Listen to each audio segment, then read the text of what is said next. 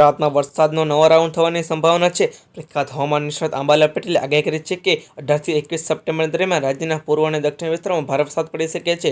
તેમણે એમ પણ જણાવ્યું છે કે આ વખતે નવરાત્રી દરમિયાન પણ વરસાદ વિલન બની શકે છે। વિગતવાર માહિતી આપતા અંબાલાલ પટેલે કહ્યું છે કે પંચમહાલ, સાબરકાંઠા, કચ્છ અને બનાસકાંઠા જિલ્લાઓમાં વરસાદની શક્યતા છે।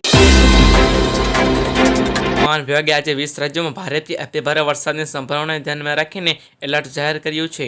પશ્ચિમ બંગાળના ગંગા કિનારે અને તેની પાસેના બાંગ્લાદેશ ઉપર ઊંડા ડિપ્રેશન કારણે પશ્ચિમ બંગાળ, બિહાર, ઝારખંડ અને ઓડિશામાં ઘણા સ્થળો પર આજે ભારેથી અતિભારે વરસાદ પડી શકે છે। બંગાળના ગંગા કાંઠાના વિસ્તારો પર સર્જાયેલું ડિપ્રેશન પશ્ચિમ તરફ આગળ વધી રહ્યું છે। છેલ્લા કેટલાક દિવસથી સોના અને ચાંદીના ભાવમાં ભડકો જોવા મળ્યો છે।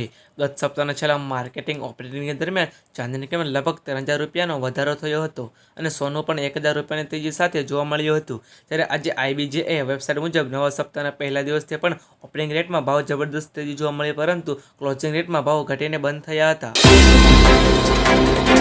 ગુજરાતની મુલાકાતે આવેલા વડાપ્રધાન મોદીએ આજે ગાંધીનગરમાં સેક્ટર 1 મેટ્રો સ્ટેશનથી મેટ્રો ટ્રેનમાં મોટી રાતથી સેક્ટર 1 સુધીને બીજા ફેઝનું ઉદ્ઘાટન કર્યું હતું અને ત્યારબાદ ટિકિટ ખરીદીને વડાપ્રધાન મોદીએ મેટ્રો ટ્રેનની મુસાફરી પણ કરી હતી। PM મોદીએ જાતે પેમેન્ટ કરી ટિકિટ ખરીદી અને મેટ્રો ટ્રેનમાં મુસાફરી કરી હતી અને કામગીરીની સમીક્ષા કરી હતી।